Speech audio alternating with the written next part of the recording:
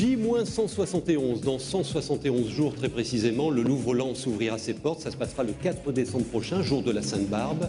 Quel symbole!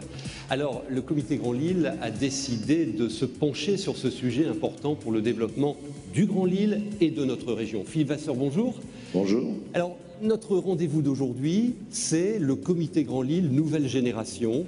C'est la métamorphose qui est en marche. Quelles sont vos ambitions? C'est la révolution. Notre ambition, c'est de démontrer que les arbres peuvent grimper jusqu'au ciel.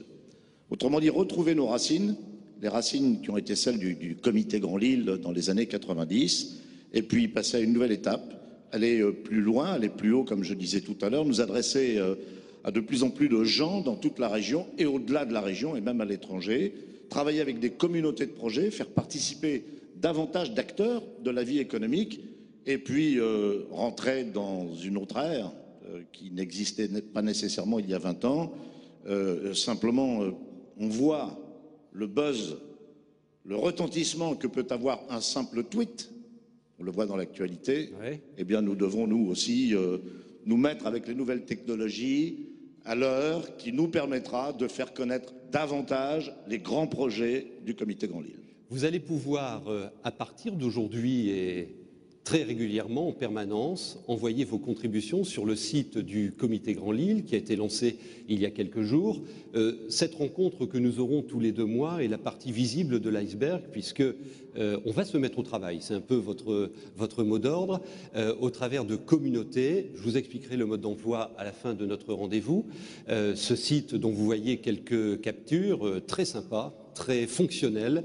Et puis, un personnage qui va devenir familier, c'est le crieur du comité Grand Lille. Vous le rencontrerez très régulièrement parce qu'il va, en notre nom et avec nous, porter très haut la parole du développement de notre territoire. Alors, vous avez choisi pour premier rendez-vous, comme premier thème de cette réunion, le sujet du Louvre-Lens, J-171. Pourquoi? Ça me paraît évident. Ça me paraît évident, nous avons la chance fabuleuse dans cette région d'accueillir le plus beau, le plus grand musée du monde. Je ne suis pas certain d'ailleurs qu'on ait mesuré l'impact que ça peut avoir, que toute la communauté régionale se soit mobilisée autour de ce projet qui est emblématique pour le renouveau de cette région.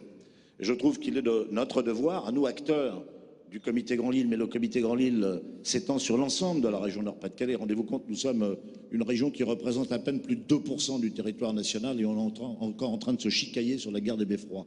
On doit tous se mobiliser pour réussir les atouts, pour utiliser les atouts qui sont ceux de cette région. Lens, c'est à côté d'ici, et donc nous sommes tous des Lensois, en quelque sorte. Et donc le comité Grand Lille aujourd'hui estime qu'il est aussi le comité Grand Lens et que nous devons, acteurs économiques, contribuer à la prise de conscience de cette chance infinie qu'est le Louvre et probablement à la réussite, peut-être accélérer la réussite, parce que le Louvre, bien évidemment, c'est un équipement culturel et nous avons la faiblesse de penser que c'est aussi un formidable atout économique. Grand Lille, Grand Lens, grande région. Je vous emmène vers le Grand Lens. Il y a quelques jours, il faisait beau, comme presque toujours. Nous avons rencontré quelques Lensois à J-171. Qu'est-ce qu'ils attendent? Qu'est-ce qu'ils espèrent? Quelles sont leurs questions? Écoutez-les. Nous, on vient maintenant à peu près 3-4 fois par an depuis 8 ans maintenant et on a vu évoluer Lens. C'est assez surprenant. Et dans le bon sens. J'espère que ce sera à la hauteur de ce qu'on en dit. Enfin, c'est le Louvre-Lens, que ce sera bien comme on le pense, quoi. Je viens juste d'aller déjeuner, là, d'aller chercher à déjeuner et tout est fermé, donc ça pourrait peut-être amener un petit peu de monde, dynamiser un petit peu Lens, je pense. Au niveau d'architecture, tout ça, je préférerais que ce soit, même au niveau des œuvres, que ce soit pas du tout la même chose en fait, et que tout le monde puisse y accéder. Parce qu'il n'y a pas beaucoup de grandes structures comme le Louvre, quoi, je veux dire, il n'y a rien en fait, et donc ça permettra aux jeunes et avoir plus de mouvement dans Lens. Les gens ont du mal à s'imaginer le Louvre à Lens dans un pays minier. Il n'y a pas assez de publicité malheureusement. Je pense que d'ici le temps ça va être résolu. Mais je suis très heureux pour la ville et très heureux pour les gens du Nord-Pas-de-Calais qui le méritent. Alors effectivement, actuellement, les habitants de Lens voient les travaux et c'est pas toujours simple à vivre au quotidien. Et ils commencent petit à petit à se rendre compte de ce qui va se passer et de ce que ça va susciter sur le territoire et sur Lens en particulier. Thierry Lepers, qui est aux manœuvres du comité Grand Lille et qui en est le grand animateur, comment le comité Grand Lille veut prendre la parole aujourd'hui sur cet enjeu majeur pour notre région? Expliquez-nous. Alors, un peu d'histoire, parce que je crois qu'il faut toujours revenir un peu sur le passé pour mieux comprendre le présent et l'avenir.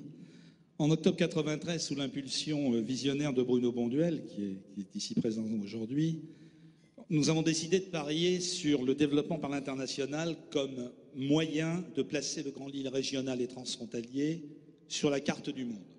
Quelle ambition! Pour crédibiliser cette ambition, Charles Gachelin nous a donné un trousseau de clés qu'il a tiré de son travail de recherche sur les métropoles. La première clé supposait que le Grand Lille se montre capable d'inventer et de gérer un grand événement planétaire. On s'y est essayé avec la candidature de Lille aux Jeux Olympiques, mais c'est avec Lille Capitale Culturelle que nous avons transformé l'essai en 2004. La chance, le lobbying et le consensus étaient au rendez-vous cette année-là. La deuxième clé, c'est une nouvelle image urbaine qui passe par la métamorphose des modèles de ville, articulée sur des signes physiques emblématiques de cette volonté. Au-delà de Rallye, quel meilleur signe aujourd'hui que ce grand stade qui nous arrive cet été et que le Louvre à Lens qui passe déjà pour être le plus beau musée du monde si on écoute son directeur. Nous sommes là au cœur du concept du comité Grand Lille. Et inaugurer notre émission plénière en braquant les projecteurs sur l'équipement lui-même et les acteurs qui l'ont financé et qui vont l'animer, c'est donner aussi la parole aux développeurs économiques qui, comme à Metz pour l'antenne Pompidou, se servent du signe muséal pour créer une nouvelle richesse et des emplois sur leur territoire d'attractivité. Alors, réapprenons à rêver en ajoutant aujourd'hui à nos projets de la méthode et de la conviction, car c'est la condition essentielle de la réussite de nos futures communautés de projets. C'est la génétique du comité Grand Lille, celle de travailler avec méthode, avec une feuille de route, avec des projets dont ces communautés que l'on vous présentera tout à l'heure. Réapprenons le rêve. Et vous avez aussi compris dans les propos de Thierry que l'enjeu va au-delà du simple enjeu culturel. Il y a évidemment un enjeu économique, un enjeu de développement de territoire. Alors vous nous regardez de toute la région, Nord-Pas-de-Calais, vous nous regardez en Belgique francophone, en Belgique néerlandophone, et c'est traduit pour vous. Les Lensois, eux, depuis plusieurs mois, ont la possibilité de découvrir le site avec la maison du projet qui bat son plein à quelques centaines de mètres du chantier. Pour vous et rien que pour vous, on vous présente des images toutes fraîches de ce chantier qui est en cours de finition. Regardez. À un peu moins de 6 mois de son inauguration, dernière ligne droite pour le Louvre-Lens. Les bâtiments vont bientôt être livrés pour accueillir dès le mois d'août les premières œuvres.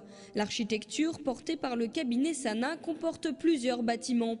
Parmi eux, le bâtiment des expositions temporaires, la fameuse galerie du temps longue de plus de 120 mètres ou encore le pavillon de verre.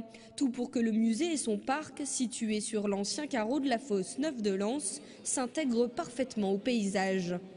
Sur le territoire, la métamorphose se poursuit également. Défini sous le nom d'Euralens, le projet de reconversion et de développement de Lens et ses alentours commence à faire ses preuves. Le territoire attire et ce n'est visiblement qu'un début.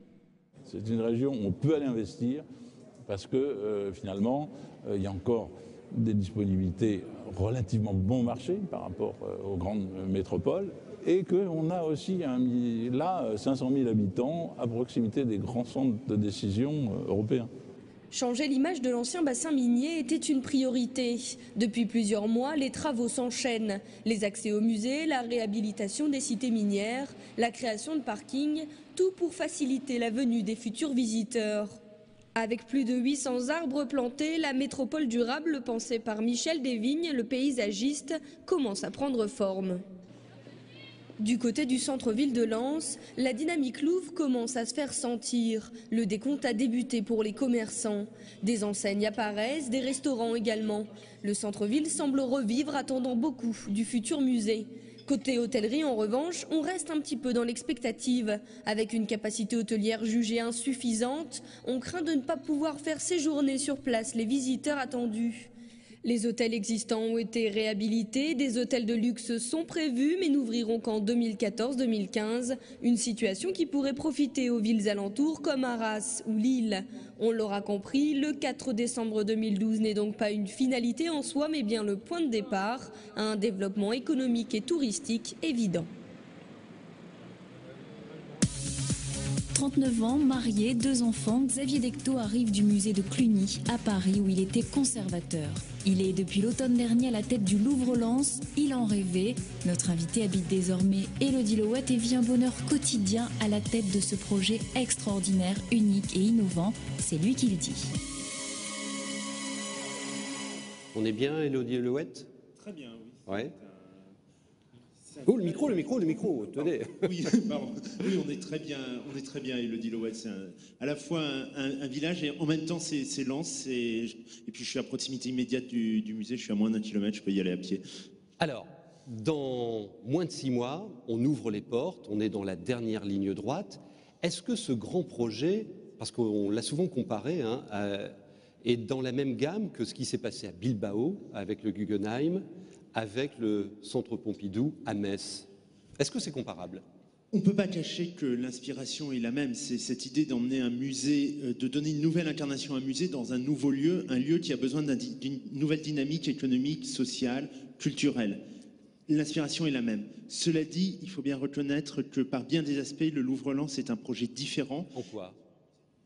D'abord, premièrement, peut-être par sa nature même. Là où Guggenheim Bilbao et Metz sont des musées d'art contemporain, le Louvre-Lens, c'est un musée d'art universel, encyclopédique, qui commence en 3500 avant Jésus-Christ, qui s'arrête en 1848, mais qui couvre donc 5000 ans d'histoire, de l'Indus à l'Atlantique et des rives de la Méditerranée jusqu'au cercle polaire. Donc, un territoire immense sur une durée très très longue, donc avec cette ambition à la fois civilisationnelle et artistique. Donc c'est dans l'œuvre muséographique qu'il y a une première différence. Et voilà, dans le sujet même. Ensuite, dans la nature même du musée, il faut bien reconnaître que Bilbao, comme Metz, sont d'abord des lieux d'exposition, c'est-à-dire que ce sont des lieux où se déroulent des expositions temporaires.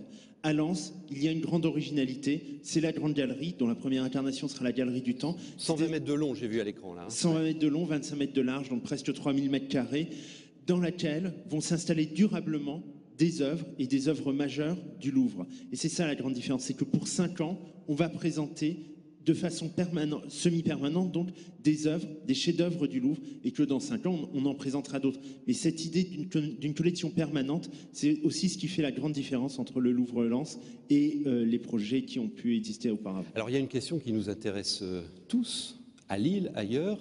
Est-ce que vous serez prêts? On en doute parfois. Est-ce que nous serons prêts? Oui. D'abord, le musée lui-même sera prêt. Ensuite, le territoire, est-ce qu'il sera prêt? Autant qu'il peut l'être. Si je compare, j'étais en Espagne à la fin des années 90, donc j'étais près de Bilbao, j'ai vu Bilbao, et contrairement à l'image que l'on a souvent, Bilbao était beaucoup moins près que ne pouvait l'être Lens. D'ailleurs, Metz aussi l'était moins. Les travaux n'avaient pas commencé. La ville de Bilbao, en 97, elle était pratiquement en déshérence, et on l'a vu se transformer, mais radicalement, en 5 ans. Je pense que la même chose va se passer, peut-être de façon encore amplifiée à Lens, parce que l'impulsion a été donnée finalement beaucoup plus tôt, parce que le projet a eu le temps de mûrir, et que donc, oui, on sera prêt. En revanche, effectivement, comme le disait votre reporter... On sera prêt à être prêt. Voilà, on sera prêt à être prêt. Les travaux ont déjà commencé. Lens, sur le plan urbanistique, est quand même déjà très avancé. Aujourd'hui, Lens est une ville en chantier, ce qui peut ne pas être drôle tous les jours. Mais il faut bien se projeter dans quelques mois. Et surtout, il faut bien se rendre compte aussi que l'aspect sur lequel on dit qu'on n'est pas prêt, qui en général on entend dire qu'on n'est pas prêt, qui est l'aspect hôtellerie, restauration, etc. Ce sont des investissements. Pensez aux investisseurs. S'ils investissent en amont, Il y a autant de... Voilà, prenons l'exemple des hôtels. Il y a effectivement actuellement peu d'hôtels. Donc l'histoire du fameux hôtel qui n'est toujours pas là, c'est pas grave selon vous? C'est mieux. Si l'hôtel avait ouvert il y a un an, vous savez, il y a peu d'hôtels à Lens, mais il y a aussi finalement peu de besoins de nuitées. Si un hôtel avait ouvert un an auparavant, il y en aurait probablement 2 qui auraient fermé. Il vaut mieux qu'il ouvre après, quand les visiteurs, quand il y aura un besoin de nuitées, qu'en avance. Alors je vais vous proposer d'accueillir quelqu'un que vous connaissez bien sur le terrain. Vous allez manger chez lui de temps en temps. Bruno Rosic qui va nous rejoindre. Bienvenue. Restaurateur lensois, Bruno Rosic ne ménage pas sa peine à la tête de Shopping Lens. Il pousse ses collègues à se préparer au mieux pour accueillir les 750 000 visiteurs attendus dès l'an prochain. Excellence et compétence sont ses credos. Dans 5 mois et demi, il faudra être prêt. Quand on fait un benchmark, comme on dit, c'est-à-dire qu'on va voir ce qui se passe, à Metz, il y a un point faible, le commerce a eu du retard à l'allimage. Vous, qu'est-ce que vous faites de concret, là, en ce moment, et pour les semaines à venir à Lens, pour être prêt? Écoutez, moi, je suis d'abord un louvriste convaincu, et ça fait 4 années que nous... Le louvriste. Avec depuis 4 années, on a monté un club de commerçants pour dynamiser le commerce lensois, mais aussi pour faire prendre conscience à chaque commerçant de la chance que nous allons avoir à Lens d'avoir ce magnifique musée. Vous avez entendu tout à l'heure un Lensois qui disait « Ouais, c'est fermé le midi, j'espère que ça va changer ». Ça changera? Oui, mais bien sûr que tout ça va changer. Et puis, le musée n'est pas là pour 3 mois. Le musée, il est là pour durer dans le temps. Et si on n'est pas prêt demain, on le sera après-demain. On va évoluer, on va s'adapter. Et le commerce lensois va s'adapter, bien évidemment. On prend exemple sur notre grand frère lillois. Regardez, qui aurait pu imaginer il y a quelques mois encore que le commerce lensois serait invité dans une réunion Grand Lille pour venir parler du commerce lensois. Et le Grand Lille est allé chez vous, hein? Et le Grand Lille vient chez nous, donc c'est extraordinaire. Concrètement, là, il y a des chantiers, des démarches. Est-ce que, par exemple, vous mettez à l'anglais, au japonais, au chinois? Oui, alors il y a des actions qui sont mises en place avec la chambre vous allez nous parler chinois, là, maintenant. Voilà, néerlandais. Néerlandais. Praat Nederlande Kleinewitz, ja. Eh bien, il faut s'adapter effectivement à la population qui va venir nous rendre visite. Et donc, avec la Chambre de commerce et d'industrie de l'Artois et son président Édouard Magnaval, nous avons effectivement mis en place des formations à l'anglais. Et aujourd'hui, les commerçants viennent en nombre à ces formations parce qu'ils ressentent le besoin de s'adapter à la clientèle qui va demain, qui sera la nôtre demain. Le diable est dans le détail, disons souvent. À Metz, par exemple, ils ont mis en place une nocturne le jeudi. Or, le jeudi, c'est le jour des poubelles. Ils se sont rendus compte que tous les touristes étaient accueillis avec des poubelles devant les magasins. Vous pensez à ce genre de truc pour être vraiment zéro défaut? Oui, alors le zéro défaut, on ne l'aura pas tout de suite, mais je vous promets qu'on l'aura dans quelques mois. Effectivement, on réfléchit avec les services de la ville de Lens, avec le député maire Guy Delcourt, sur la modification de choses techniques comme le ramassage des ordures ménagères, par exemple. Est-ce que ça avance aujourd'hui aussi vite que vous le souhaitez, vous? Non, pas particulièrement. On voudrait que ça aille plus vite parce que c'est vrai, vous avez parlé tout à l'heure de l'hôtellerie qui n'est pas prête à Lens, mais les choses, là encore, elles vont évoluer. On a le problème du stationnement à Lens, on a le problème de la circulation, on a également des choses à revoir comme la signalétique.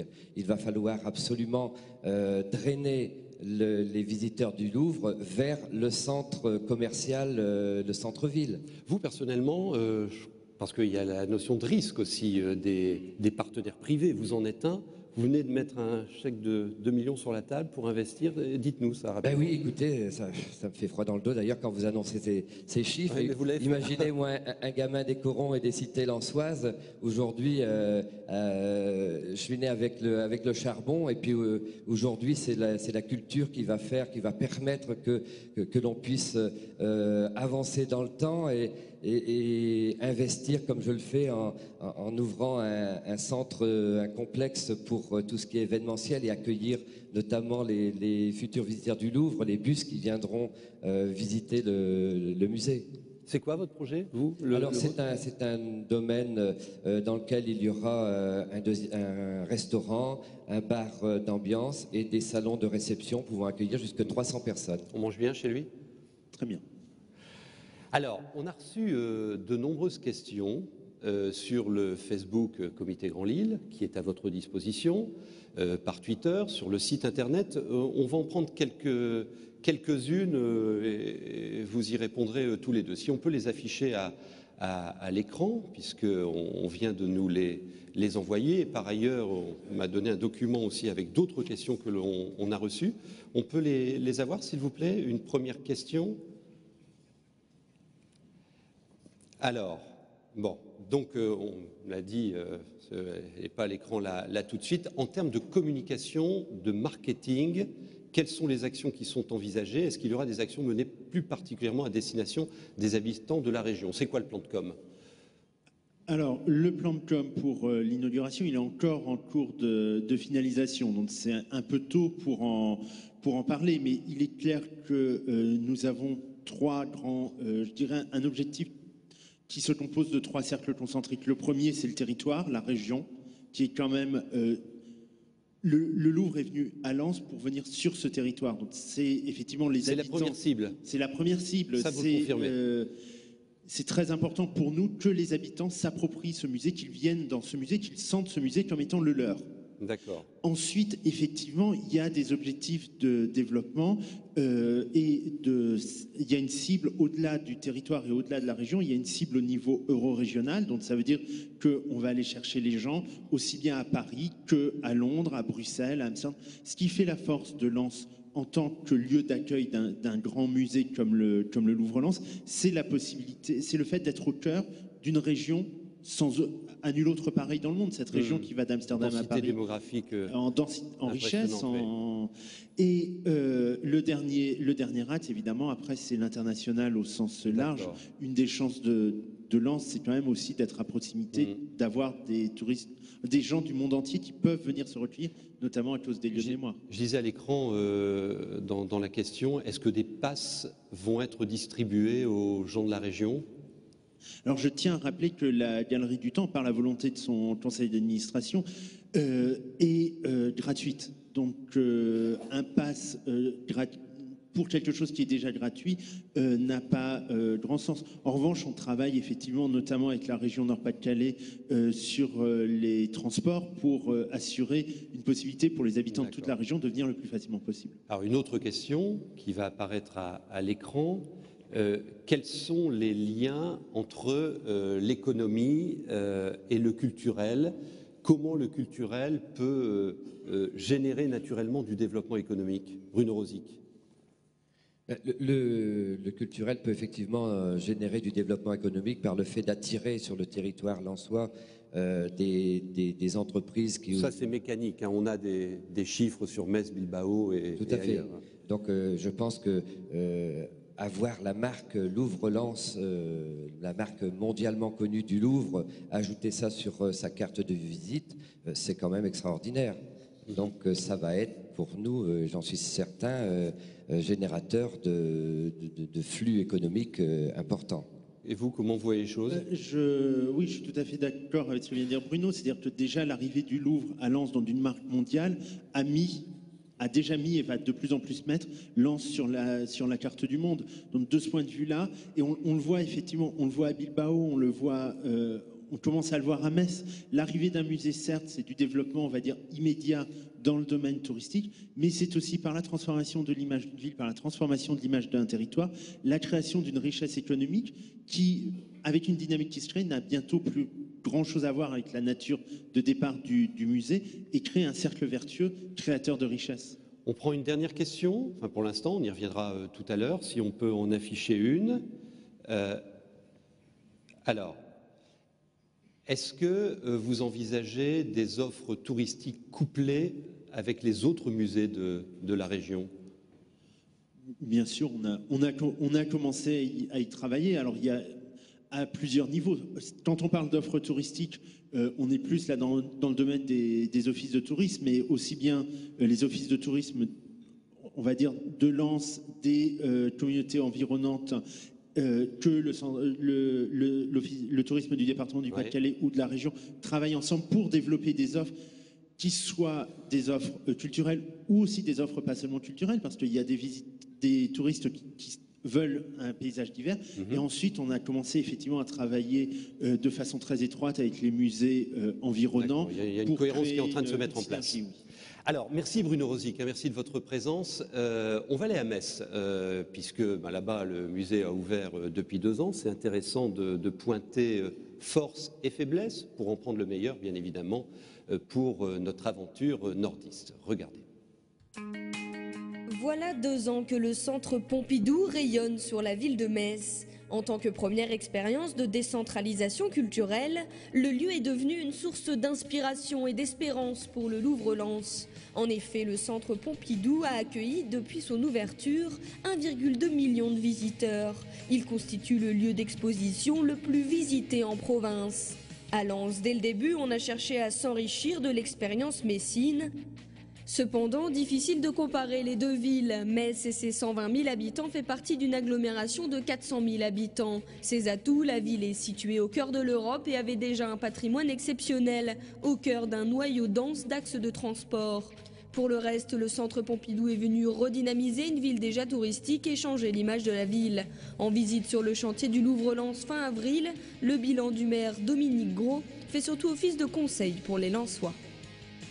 Tout notre problème après, c'est que les gens restent à Metz, c'est-à-dire passent une nuit au moins, mangent sur place, ne reprennent pas le TGV immédiatement, s'installent un peu, voient la cathédrale, etc. Donc on a beaucoup de choses à montrer à Metz. Et même au-delà du tourisme, que ce soit un facteur d'attractivité, même pour y résider, pour s'y installer, pour y investir, pour faire des affaires.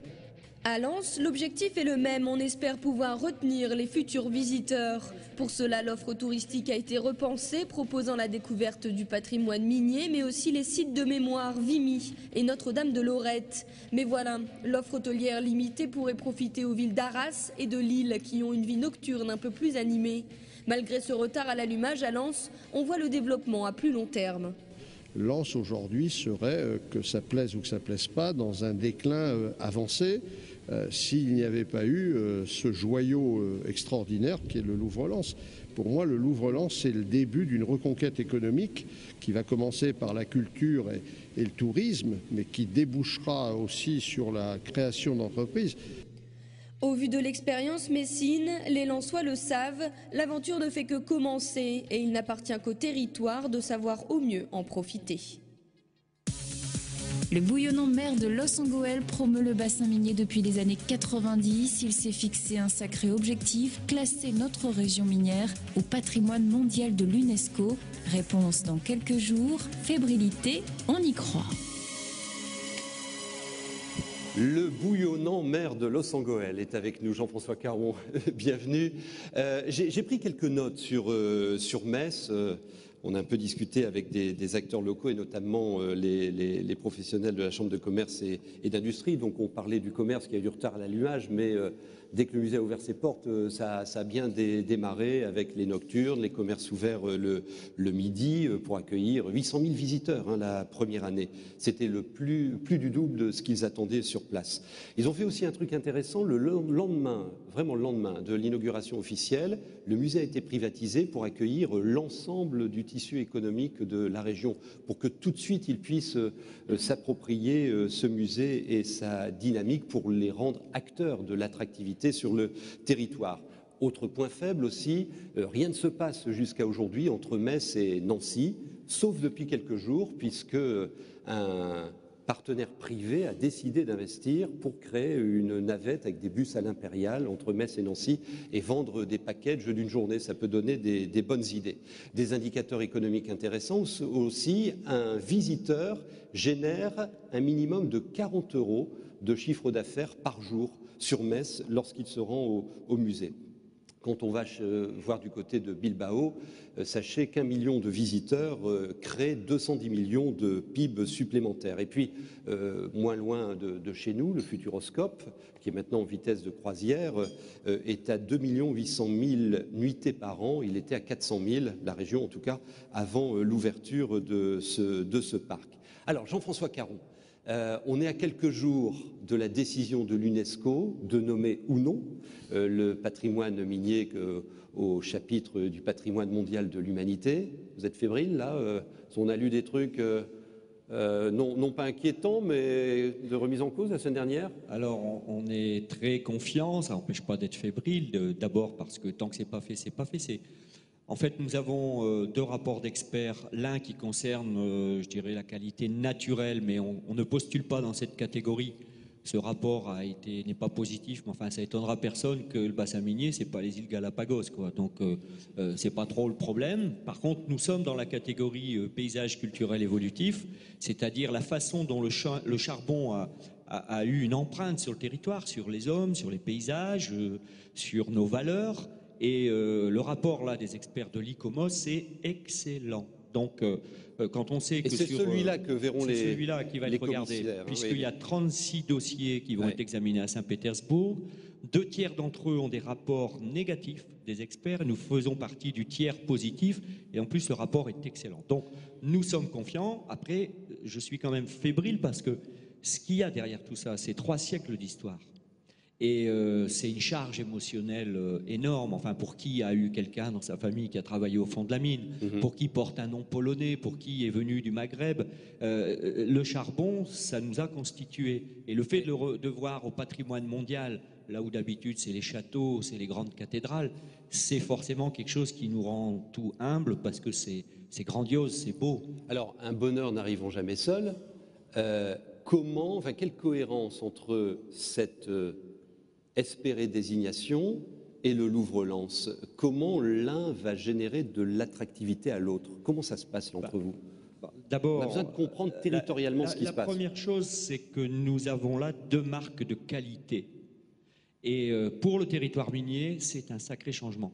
Parce que nous avons toujours été dans une logique où on s'excuse un peu d'exister, on fait du charbon, on produit de l'énergie pour que ça profite ailleurs. Là, la reconnaissance du Louvre, marque mondiale, et la reconnaissance de l'UNESCO, pour le coup marque universelle à l'échelle de la planète, c'est pas du tout le même regard sur le territoire. Si vous dites j'habite dans un pays pollué à côté de Metal Europe où les enfants ont des problèmes de santé et où il y a 25% de taux de chômage, c'est pas pareil que si vous dites j'habite dans un territoire qui vient d'être classé au patrimoine mondial, les cités minières c'est de l'habitat social de grande qualité et avec le Louvre nous avons un développement. Donc il y a un effet de marque et il y a un effet de seuil parce que je pense qu'isolément l'inscription UNESCO ou le Louvre, bien sûr, ça générerait quelque chose, mais l'addition des deux, en termes de capacité à proposer des découvertes sur 2 jours, par exemple, ça accroît considérablement nos chances respectives de générer du développement.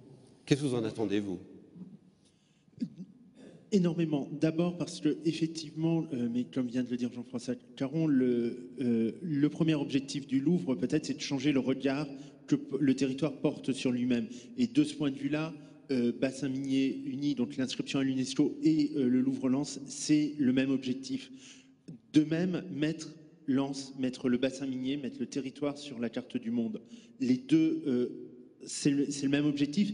Et en étant à 2, on est plus fort, on est d'autant plus efficace. Le fait que les 2 arrivent la même année, en plus, alors ça crée un effet de caisse de résonance énorme, sachant qu'il s'agit de projets qui sont là pour rester.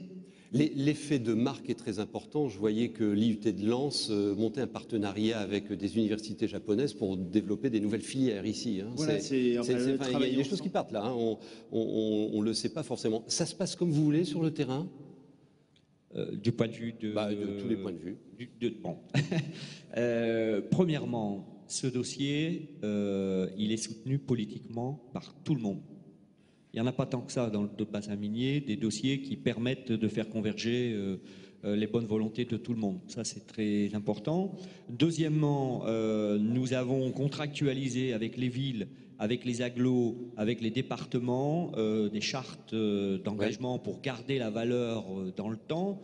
Et donc derrière, ce qui se joue, c'est la mutation du territoire. Et encore là, on retrouve l'intérêt du Louvre, puisque Michel Desvignes, urbaniste mondialement connu, est venu proposer avec Ralens et la façon dont le Louvre va irradier sur le territoire avec ce principe d'archipel vert qui irrigue toutes les cités minières. C'est une forme d'urbanisme qui va pouvoir se généraliser et qui s'appuyant sur les cités jardins qui sont extraordinaires. Je le dis ici, petite anecdote, nous avions fait il y a quelques années avec le Grand Lille un bus pour aller découvrir le territoire minier.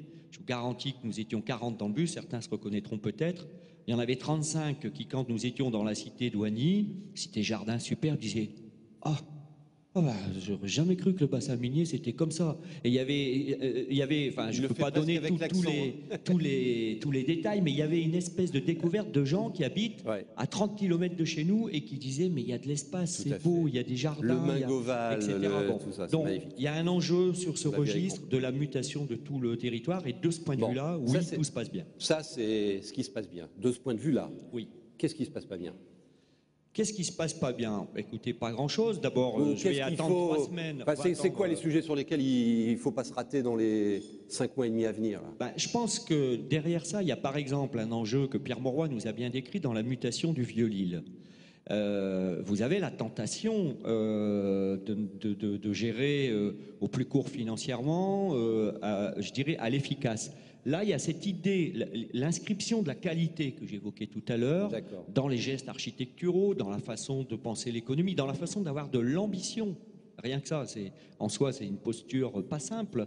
Ça reste à faire. Alors, nous avons, par exemple, avec la Soginorpa, fait tout un travail sur garder la qualité urbanistique et faire évoluer les logements pour que les gens vivent dans des conditions de confort. Ce qui est très intéressant d'ailleurs là-dessus, c'est que ce sont des vecteurs d'emploi majeur. La mutation du patrimoine minier, c'est un secteur pour le bâtiment absolument considérable.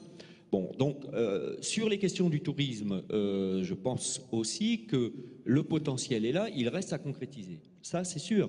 Les offices du tourisme, par exemple, ont commencé à éditer des cartes de découverte du territoire. Il y a des guides qui sont formés. Maintenant, demain, il va falloir faire preuve d'un peu de pugnacité et, encore une fois, d'ambition. Mais je dirais globalement que sur ce qui relève de l'UNESCO, une fois que le vote des 21 pays aura lieu, je pense qu'on a, pour toujours, on a, vous avez employé le mot marque tout à l'heure, je ne suis pas trop habitué à ça, mais nous avons changé de registre. Alors j'ai d'autres questions Facebook, SMS qui sont arrivées. Beaucoup de questions sur est-ce qu'il y aura de la place pour les boîtes afin qu'elles puissent s'y implanter. Je la garde, puisqu'on la posera tout à l'heure à notre invité Daniel Percheron. Beaucoup de questions aussi. L'hôtel, j'ai l'impression qu'il y a une fixette là-dessus. J'ai eu plein de questions. C'est alors l'hôtel, c'est un coup raté, il n'y aura pas d'hôtel, capacité hôtelière. Est-ce que Arras et Lille vont pouvoir assurer Alors, c'est effectivement la grande angoisse, la grande inquiétude. Mais encore une fois, c'est normal que ça ne soit pas là aujourd'hui. Ça sera là demain. Il y a quand même sur l'ensemble de la région une capacité hôtelière qui existe, qui n'est pas tous les jours suffisante. La première fois que je suis venu dans l'enceinte où nous nous trouvons aujourd'hui, je n'avais pas encore de logement, donc j'ai cherché un hôtel pour me loger un soir, donc sur l'île. J'ai fini à Courtrai. Impossible de trouver un hôtel plus près. C'est pour venir ici, je crois. Pour venir ici, oui, dans cette enceinte même. Donc, la capacité hôtelière, il y a des jours où elle n'est pas suffisante. Cela dit, elle existe. Il y a une hôtellerie de qualité sur le territoire et elle va se développer. On nous pose aussi, c'est une question très générique, les retombées pour Lens, pour la région. On a fait des calculs ? Alors, l'inscription UNESCO, je parle, mais bon, on est un peu sur le même registre avec le loup. Bon, d'abord, c'est de la reconnaissance apportée au territoire, et donc c'est de la capacité à relever la tête, de la fierté, donc de la confiance en soi, donc de la capacité d'entreprendre. Et ça se chiffre pas, mais c'est absolument décisif. Un enfant qui n'est pas bien dans sa tête à l'école, il ne travaille pas bien, et donc le territoire a besoin de ça pour être capable d'entreprendre. Ensuite, il y a une dimension tourisme évidente, donc je ne vais pas trop la décliner, mais il y a moyen de capitaliser les touristes qui vont venir chez nous et de les garder. L'enjeu, c'est, vous avez entendu Metz tout à l'heure, l'enjeu c'est de les fixer. Exactement. Qui dorment, qui mangent, qui consomment. C'est pour ça qu'il faut qu'on puisse proposer des choses complémentaires et pas seulement une offre unique. Et la troisième chose, mais là elle touche tous les milieux économiques, c'est comment une offre économique, une capacité d'entreprendre touche aussi les milieux économiques du territoire. C'est-à-dire que je me rappelle le chocolatier, je crois que c'était Janson à Lens, qui avait commencé à sortir ses chocolats en gaillettes, en terry, et en mettant la marque UNESCO, ce qui n'avait pas le droit d'ailleurs, on ne savait pas, mais bon, on l'a retiré depuis. Du coup, on a mangé tous ces chocolats et on lui a dit qu'il ne fallait pas le faire pour l'instant. Mais demain, il y aura un label que chacun va pouvoir s'approprier. Et donc là, il y a un enjeu économique à s'appuyer sur cette image. Beaucoup de milieux économiques sont présents en métropole. Vous êtes aussi présent en bassin minier. Il y a des enjeux pour demain. Alors, mode d'emploi dans une dizaine de minutes. Vous nous avez amené un cadeau. Merci beaucoup. C'est en exclusivité quelques œuvres qui seront accrochées dans la Galerie du Temps et ailleurs sur ce musée. Là aussi, hein, en quelques secondes, tordons le cou à une idée. On ne ressort pas les vieilleries des réserves du Louvre-Paris. Le Louvre-Lens n'est pas fait avec les œuvres des réserves du Louvre-Paris. D'abord parce que ça fait maintenant 2 siècles que le Louvre-Paris a une politique nationale. Et donc, en fait, il n'y a pas tant de choses que ça dans ces réserves. Et d'autre part, l'effort du Louvre pour le Louvre-Lens a été très important. Et comme on peut le voir avec la liberté guidant le peuple à l'instant, c'est quand même des chefs-d'œuvre du Louvre qui vont venir peupler la Galerie du Temps. Une des œuvres majeures que vous allez accueillir. Merci, messieurs. Plaisir des yeux maintenant. Regardez. La liberté guidant le peuple d'Eugène Delacroix, le Louvre-Lens en a fait une œuvre emblématique. Le 4 décembre 2012, lors de l'inauguration, ce tableau prêté par le Louvre-Paris aura une place de choix. En tout, dans la Galerie du Temps, 205 œuvres seront exposées de manière chronologique. Cette galerie permanente accueillera des toiles de maîtres comme Louis-François Bertin d'Ingres, le portrait de Baldassare Castiglione de Raphaël, ou encore le portrait de Denis Diderot par Fragonard. Autant d'œuvres magistrales qui feront du futur musée une véritable vitrine du Louvre-Paris à Lens. Des œuvres représentatives de toute la qualité des œuvres du Louvre, dans la Galerie du Temps, disposées d'une façon nouvelle, puisqu'elles seront disposées selon un axe tout en longueur, commençant au moins 3500 et allant jusqu'à 1848, dans toute la période du Louvre, mais surtout disposées de façon à faire dialoguer ensemble des œuvres qui au Louvre sont séparées par la séparation entre les départements, séparées par la séparation entre les salles, qui ici au contraire vont se retrouver à dialoguer ensemble. Une sélection de maîtres pour un musée qui cherche à faire découvrir les œuvres autrement. Pendant 5 ans, il sera possible d'admirer des tableaux, des céramiques, des sculptures. Parmi les grandes œuvres attendues, le Discophore antique, le Saint-Sébastien du Pérugin, des œuvres égyptiennes, mais aussi la Madeleine à la Veilleuse de Georges de la Tour. Géographe, Philippe Estèbe est directeur de l'Institut des hautes études de développement et d'aménagement des territoires en Europe. Son dada, l'élaboration des projets de territoire et la gouvernance urbaine. Il avait envie depuis quelques années d'une immersion au sein du comité Grand Lille. C'est l'occasion pour comprendre et témoigner. Jacques Chirac lui a dit oui et Daniel Percheron a relevé le défi. Le conseil régional est le premier financeur du projet. Le président de région parle de miracle pour le Nord-Pas-de-Calais. Allez, on y croit. Voilà, Daniel Percheron nous rejoint sur ce plateau. Bienvenue à vous. Tiens, je vous annonce, il y a plein d'initiatives. Bienvenue, Président. Il y a plein d'initiatives qui commencent à voir le jour, dont celle d'une marche de 365 km qui va démarrer 13 jours avant le 4 décembre, depuis le Louvre à Paris jusqu'à Lens. Elle va traverser 120 communes, va mobiliser des milliers d'entre nous, dont vous deux, j'espère. Elle arrivera le 3 décembre à Lens pour faire la fête, bien évidemment, avec vous. Alors, Philippe Estèbe, bienvenue. Il y a quelques semaines, vous avez, avec l'IEDAT, organisé un colloque national sur ce sujet, la culture, l'art au service du développement territorial. Quel est le regard que vous portez sur cette belle aventure qu'on est en train de mener dans cette région et dont on comprend qu'elle va seulement démarrer à partir du 4 décembre ?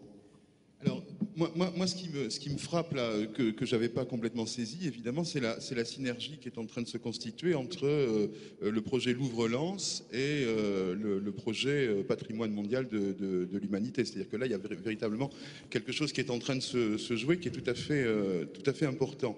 Alors, si je change d'échelle, on voit bien que c'est un projet extrêmement important pour le territoire, mais si je change d'échelle, alors sans aller jusqu'à l'échelle régionale, mais il me semble qu'on a là quelque chose véritablement de l'ordre du projet métropolitain qui est en train de se constituer. La grande métropole. Voilà. Alors comment expliquer? J'aurais tendance à dire, bon, si je prends ces deux éléments-là, Louvre-Lens et Patrimoine mondial, au fond, c'est un peu les clés d'entrée du bassin minier. Alors je ne sais pas si on dit bassin minier, ex-bassin minier. Enfin, bon, Tiens, j'ai une question d'ailleurs, est-ce qu'on ne devrait pas changer de nom? On l'a reçu à sur partir du Facebook. moment où ça devient patrimoine mondial de l'humanité, je ne sais pas s'il faut changer de nom. Il faut le garder. Oui, ouais. C'est ça, au contraire, il est en train de basculer. Pour moi, l'impression que j'ai, c'est les clés d'entrée du bassin minier dans le système métropolitain de la région.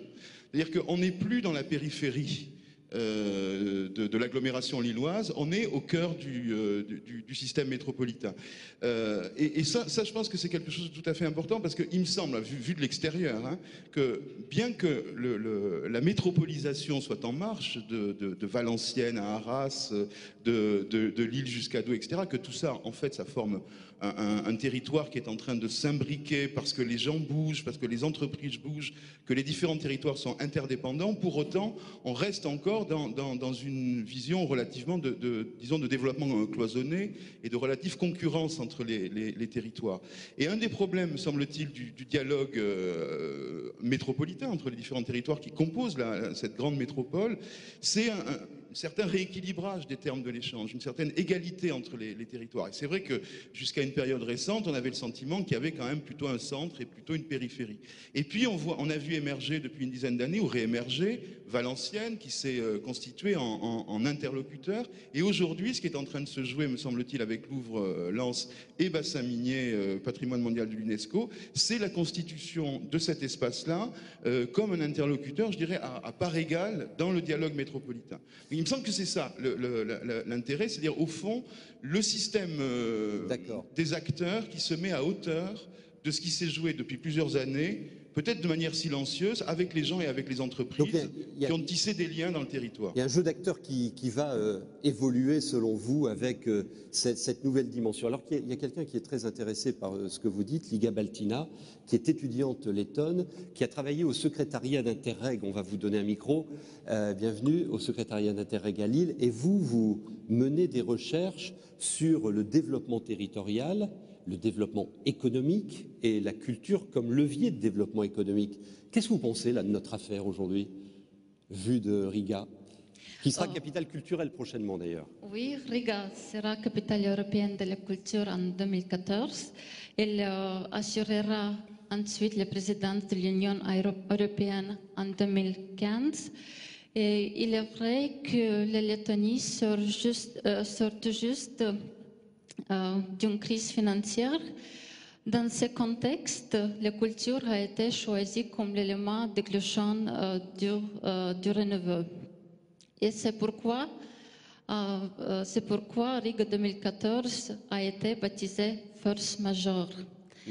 Les investissements en infrastructures culturelles sont bien évidemment porteurs de développement économique, mais je voudrais surtout dire que la culture est l'élément indispensable pour faire émerger de nouvelles approches et pour susciter la croyance à des idées nouvelles. C'est par la culture que l'on peut mobiliser les habitants et en faire des acteurs de renouveau de leur territoire. Cette participation active des habitants est très importante pour dépasser la démobilisation née de la crise financière. Vous serez encore là le 4 décembre dans la région? Vous viendrez au Louvre? Oui. Je serai bien sûr une des premières visiteurs de Louvre-Lens et j'espère pouvoir vous accueillir en Lettonie, à Riga, en 2014. Merci beaucoup. La communauté du Grand Lille, c'est une émission, mais vous avez le droit d'applaudir quand même vos invités. Alors, CQFD, Daniel Percheron, Lettonie, région Nord-Pas-de-Calais, même combat sur la mobilisation du territoire, des habitants. Vous plaidez depuis quelques mois Nord-Pas-de-Calais, la région des musées. Ça pourrait paraître passéiste. Qu'est-ce que vous voulez dire en disant ça?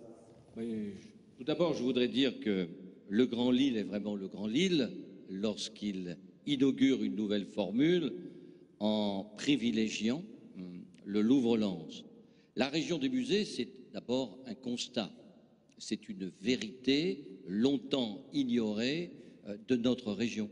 Nous sommes une région où les musées et les beaux musées sont très nombreux.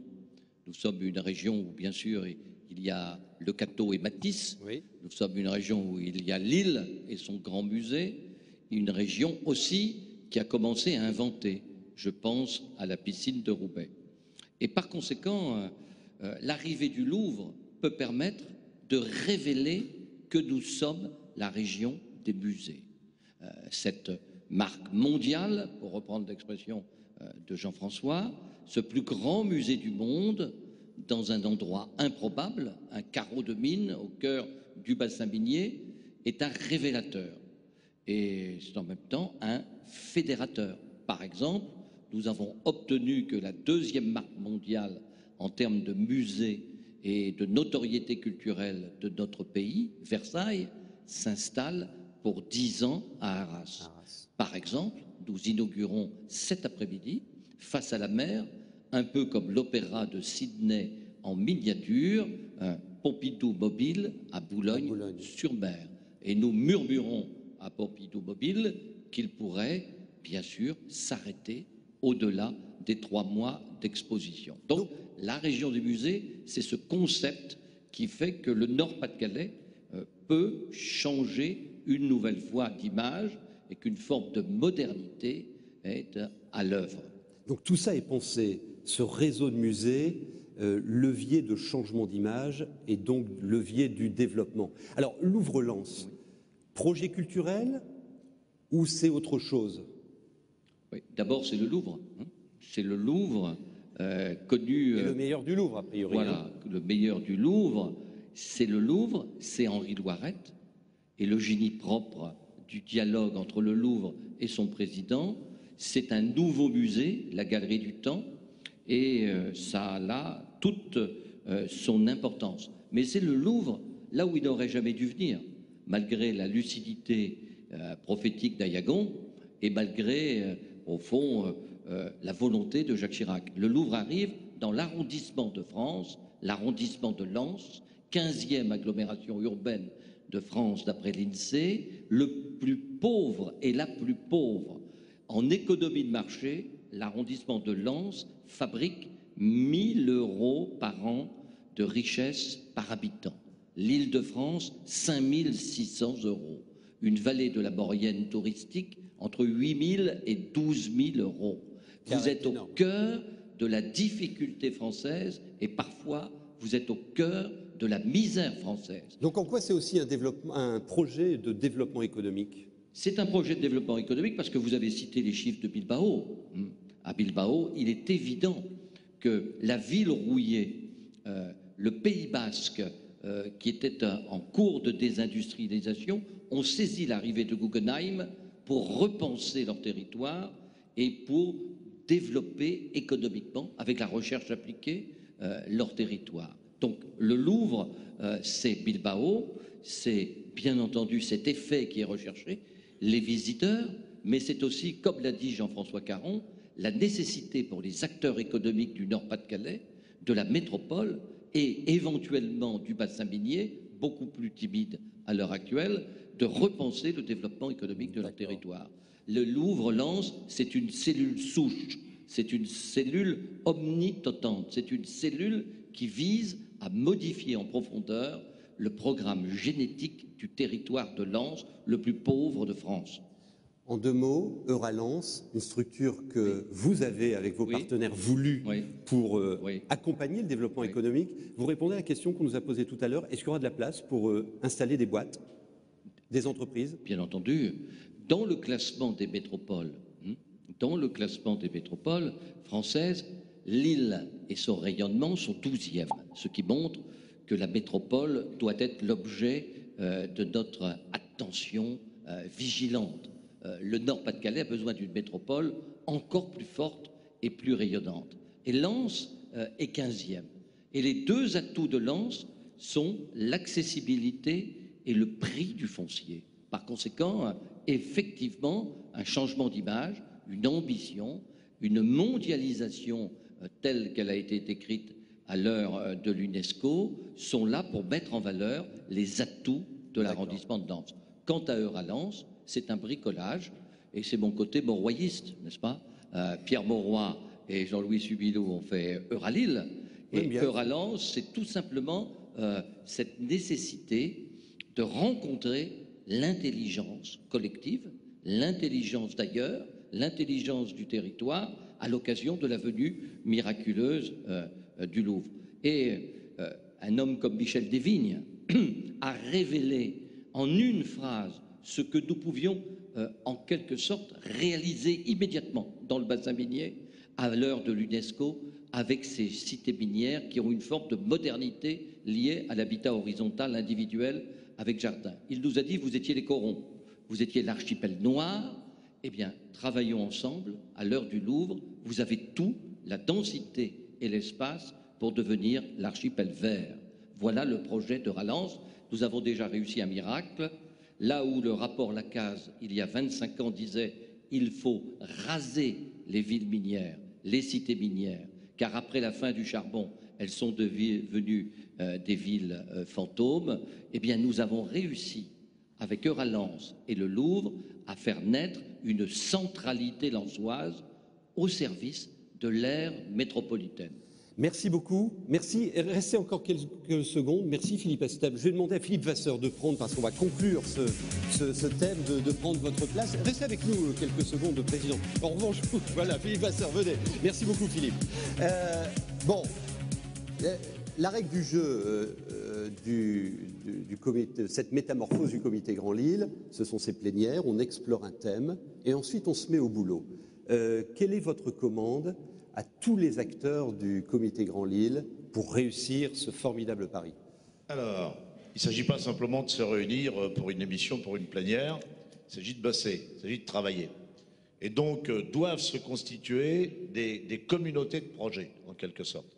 On a voulu commencer précisément par le Louvre-Lens, parce que je crois qu'on a démontré aujourd'hui que c'était fondamental pour la région, pour la métropole. On doit passer à d'autres sujets. Et donc réunir toutes les bonnes volontés, tous les gens qui ont envie de s'investir, et arrêter de dire il n'y a qu'un faucon, comme c'est dommage, mais on n'a qu'à bosser. Et donc que ce soit des acteurs de la vie économique, de la vie sociale, de la vie politique, tout le monde doit se mettre ensemble. Je pense que le comité Grand Lille, le rôle qui est le nôtre aujourd'hui, c'est d'être en quelque sorte un facilitateur, d'être un lieu de recherche de consensus, on en a besoin aujourd'hui, et puis d'être porteur d'espérance, d'être porteur d'enthousiasme. Je crois qu'on en a vraiment besoin en ce moment, et je crois qu'il faut arrêter de se regarder le nombril et arrêter de se lamenter. On peut tous regarder devant nous et faire ce que nous devons faire. On aurait peut-être pu aller plus vite sur le Louvre-Lens.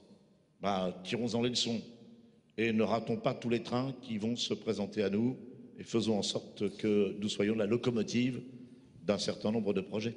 Et puis sur le Louvre-Lens, parce que vous l'avez voulu, une très forte implication du monde économique, avec une dynamique de mécénat.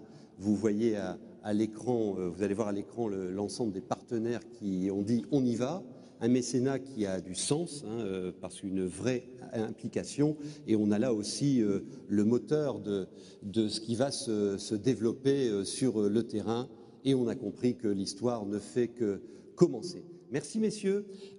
Figure imposée aux réunions du comité Grand Lille, avant de se quitter, quelques brèves sur tout ce qui se passe un peu partout dans la région. Merci.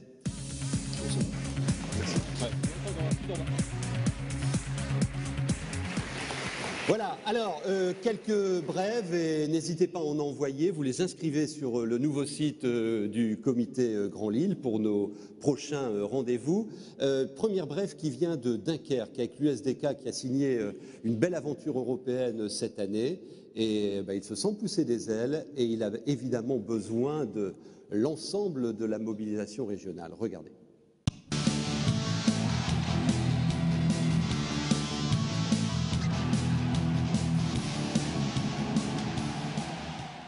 On est à notre 10e participation sur 14 saisons en Coupe d'Europe. L'année dernière, on gagne la Coupe de France, donc pour la première fois. Et cette année, on est en finale de Coupe d'Europe. Donc on commence sur le territoire français et européen à être reconnu effectivement. Et c'est agréable parce qu'on courait derrière un titre depuis quelques années. Et sur quelques années, sur nos 2 dernières saisons, on s'en sort plutôt bien. Dans le Nord, on est le seul club aussi à jouer en D1 et c'est vrai qu'on est le club de tous les clubs aujourd'hui. On a accueilli hier d'ailleurs l'Assemblée Générale, la Fédération Nord-Pas-de-Calais. On est là en appui sur eux. On est aussi un outil de formation intéressant puisque au-delà de notre première équipe qui évolue en D1, on a surtout un centre de formation d'où sont issus 40% de nos joueurs. Alors, il faut savoir que 40% des joueurs de la D1 aujourd'hui sont des joueurs qui ont été formés à Dunkerque ou dans le Nord-Pas-de-Calais. L'avenir de l'USDK, c'est faire la Ligue des Champions. Alors ça, c'est notre souhait, notre projet et notre ambition. On est une entreprise sportive et parce qu'on est une entreprise, on a des projets. Et le premier, c'est de faire cette Ligue des Champions d'ici 2015. Alors ce serait formidable d'entrer dans une arène. Le président du club de handball Grand Littoral, parcours européen, et voilà un autre vecteur d'image intéressant. Christophe Gabreau et Benoît Poncelet sont les promoteurs d'un rendez-vous que vous nous proposez en octobre prochain. Project, en 2 mots, c'est quoi ? Project, salon des nouveaux besoins et enjeux de la ville. On vient d'assister à des témoignages assez fabuleux et qui montrent toutes ces dynamiques de territoire et qui montrent qu'on est un vrai tournant pour les décideurs en termes de stratégie de construction urbaine. On conçoit l'espace public en mettant des attentes en jeu, des attentes de plus en plus diverses. On parle de ville numérique, on parle de ville intelligente, on parle de ville accessible. Les donneurs d'ordre réinventent la ville. Ils font évoluer leur modèle en termes de commerce, en termes d'habitat, en termes de loisirs, en termes culturels, comme on vient de l'évoquer. Et puis on assiste à l'international à une vraie concurrence des territoires, avec le développement de projets de plus en plus chers et onéreux. Donc votre projet, c'est 24-25 octobre à Voilà, Lille. 24-25 octobre. Qu'est-ce qu'on y fait ? Qu'est-ce qu'on va y découvrir ? Un vrai lieu de networking, on va y découvrir les solutions urbaines, on va y découvrir les avancées des différents industriels pour pouvoir construire la ville de demain, permettre aux donneurs d'ordre publics, privés, les architectes, les prescripteurs de pouvoir découvrir et véritablement avoir tous ces nouveaux moyens et ces nouvelles solutions urbaines. On a vu à l'écran l'adresse du site, donc un nouveau projet et qui arrive à point nommé à quelques semaines donc, de l'ouverture du Louvre-Lens. Merci beaucoup, voilà. Merci messieurs. Un autre rendez-vous plus proche de nous, on en a déjà parlé au comité Grand Lille et vous êtes intéressés vous aussi, c'est à la fin du mois de juin et c'est Futuralia. Bonjour à toutes et à tous. Luc Doublet, président de CCI International Nord-de-France, était venu vous présenter le 17 février dernier le projet Futuralia Lille Region. Alors, à 15 jours de l'événement, en 2 minutes, où en sommes-nous? Un rappel, qu'est-ce que Futuralia Lille Region? C'est un grand speed meeting international entre entreprises régionales, françaises et internationales. C'est un événement que nous organisons avec le soutien notamment du Conseil régional, du Conseil général du Nord et de Lille Métropole Communauté urbaine. Alors, en chiffres, où en sommes-nous? Plus de 500 sociétés, 523 sont inscrites pour ces 2 journées de rendez-vous, dont 270 en provenance de l'étranger et de 24 pays différents, que ce soit d'Amérique du Nord, de tout le pourtour du bassin méditerranéen, d'Inde, de Chine ou d'Afrique. Donc tous ces pays seront représentés lors de ces 2 jours. Les pôles d'excellence et de compétitivité se sont mobilisés, je pense notamment à Eurasanté, Uptex, Aquimer, pour nous aider à mobiliser les entreprises. Et puis, 6 grands groupes internationaux et de notre région ont accepté de parrainer chacun 5 PME pour prendre part à cet événement. Alors Futuralia répondra à 2 objectifs. Le premier, c'est d'aider à l'internationalisation des entreprises de la région. 8000 rendez-vous d'affaires vont avoir lieu pendant 2 jours.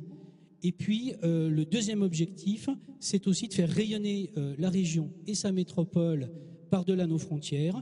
Et donc, depuis 6 mois, à travers nos chefs de délégation dans tous les pays où nous avons fait la promotion de Futuralia, nous avons animé des sessions d'information, plus d'une vingtaine, auprès de 1000 sociétés étrangères.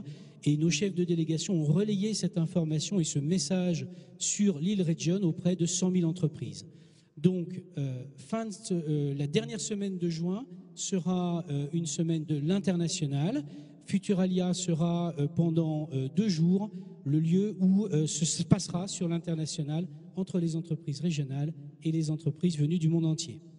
Merci. Et en tout cas, vous êtes tous les bienvenus pour prendre part et pour la session inaugurale le 28 à 9h à l'île Grand Palais. On sera là, merci Stéphane. Alors regardez ce magazine qui entraîne la croissance verte dans le Nord-Pas-de-Calais, c'est Dynamo, une nouvelle brève du comité Grand Lille que vous nous présentez, Christian Trenel. Ça sort de presse là tout juste? Alors un chiffre, 12 millions de dollars investis par heure en Chine dans les énergies renouvelables. Ce chiffre, je le tiens de la réunion à notre congrès avant-hier avec le regroupement des 40 clusters mondiaux. 10 étaient présents à cet événement et à travers le CD2E, le Nord-Pas-de-Calais a été identifié comme la première région en France portant les énergies renouvelables, portant le développement des éco-activités et de la croissance verte. La région, 600 éco-entreprises, 4 milliards d'euros de chiffre d'affaires, 18 000 emplois, 400 chercheurs, ça ne reste pas inconnu. Donc ce magazine que vous lancez veut faire la promotion et porter toutes ces initiatives. Informer sur 8 thèmes, ça bouge. Que font nos éco-entreprises? On a en région le numéro 2 mondial des équipements de traitement des déchets hospitaliers. On a un Terra Nova, on a fait le portrait, c'est la 2e thématique, qui commence à exporter son savoir-faire dans le monde entier. On a pris prétexte de l'avenue de Jean Jouzel et de Jean-Christophe Victor pour alerter sur des thématiques, mais le prochain numéro sera sur l'innovation dans les PME, PMI, dans les écotechnologies. Et où puis-je trouver le magazine? Vous pouvez vous abonner, c'est 79 € par notre site internet.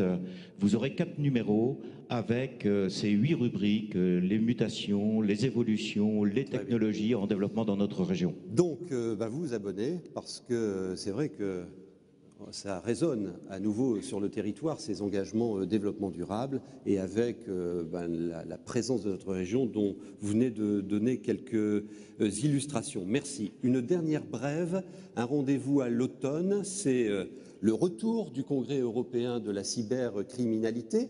Mais juste avant, on me dit qu'on a quelqu'un au téléphone. Pascal Boulanger, vous nous entendez? Pascal Boulanger?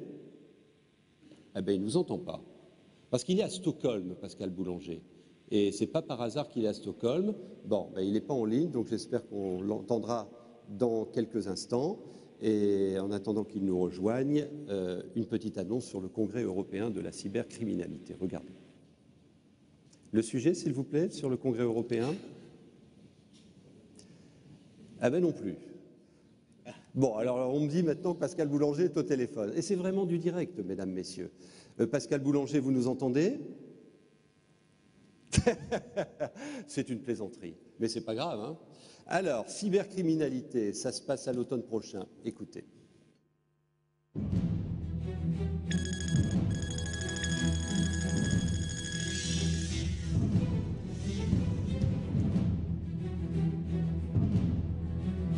À travers les réseaux Internet, à travers les moyens de télécommunication, sont commises des infractions pénales, des crimes ou des délits. Ce sont des nouvelles menaces, ce sont des nouvelles formes d'infractions qui constituent évidemment en termes de sécurité une obligation pour l'État de s'en occuper. Parce que notre société est dominée par le tout numérique et le tout numérique structure, charpente le cyberespace. Et le cyberespace est un nouvel espace de liberté extraordinaire, mais en même temps c'est un espace ouvert aux prédateurs avec des dangers, avec des menaces, avec des risques risques. Et donc, si on veut aujourd'hui concilier liberté et sécurité, il faut rassembler tous les acteurs, qu'ils soient acteurs publics ou acteurs privés, pour parler ensemble, pour construire ensemble une norme, en quelque sorte, de sécurité et liberté sur le cyberespace. Je souhaite très vivement que la 5e édition du FIC constate que la région Nord-Pas-de-Calais, qui est une grande région au cœur de l'Europe du Nord, ouverte sur le monde, a une véritable dimension d'expertise et d'excellence dans le domaine de la lutte contre la cybercriminalité, contre les cybermenaces. C'est une très grande région numérique. Comment parler technologie si on ne parle pas protection des données? Comment parler technologie si on ne parle pas de la confiance numérique? Comment parler technologie si on ne l'inscrit pas dans le débat européen? Et donc, cette 5e édition, c'est placer le Nord-Pas-de-Calais, notre région, comme étant celle qui est la référence en la matière dans le monde.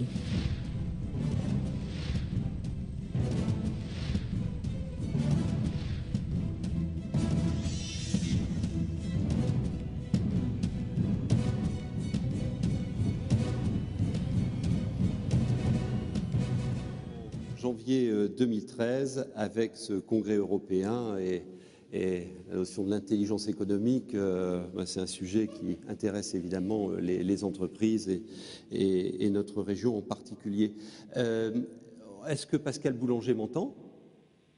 Pascal Boulanger? Bon, définitivement.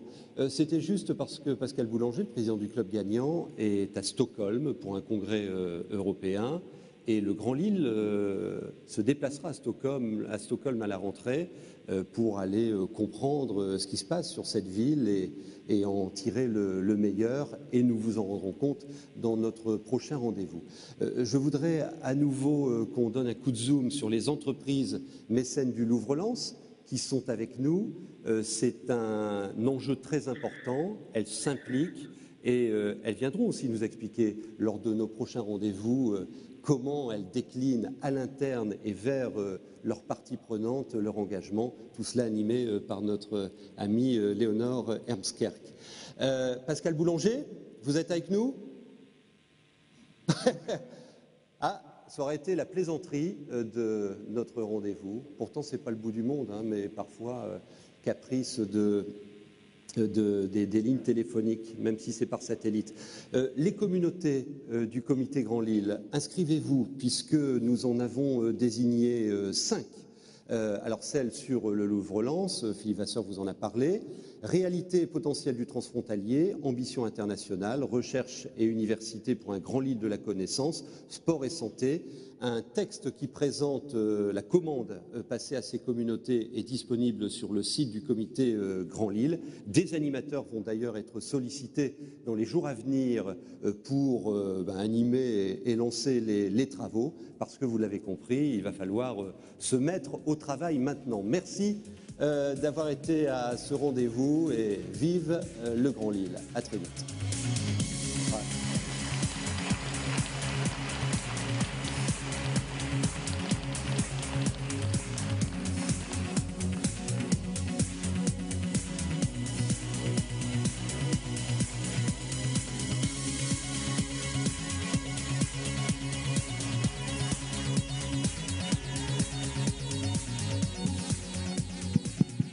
Bien, merci.